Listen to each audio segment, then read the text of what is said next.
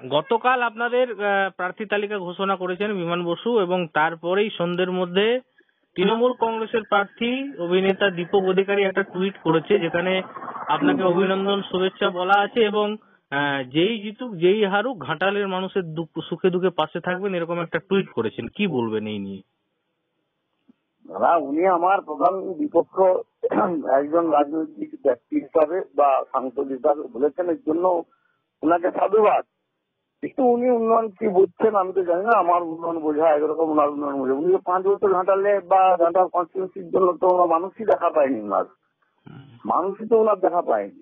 উনি একটা আলাদা কাজকর্মে যুক্ত আছেন, সাংসদ হয়েছেন। আমি এটা বলবো না, গণতান্ত্রিক প্রবৃত্তি সবারই হওয়া উচিত, সবাই এতে কম্পিটিটর হতে পারেন।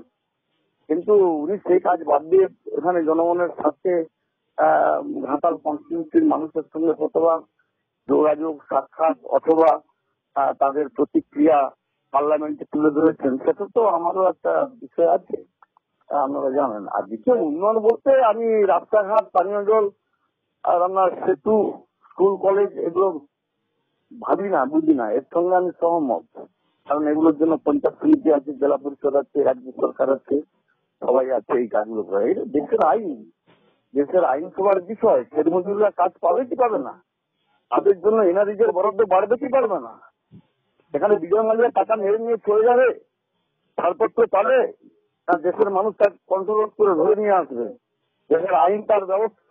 এই বিষয় পার্লামেন্টে, সেই বিষয়ে ওনারা কি করছেন?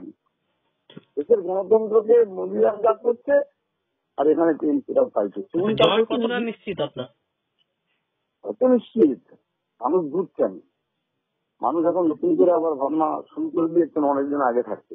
আরও খবরের আপডেট পেতে সাবস্ক্রাইব করুন আমাদের ইউটিউব চ্যানেলটি আর বেল আইকনে ক্লিক করুন নোটিফিকেশনস পেতে।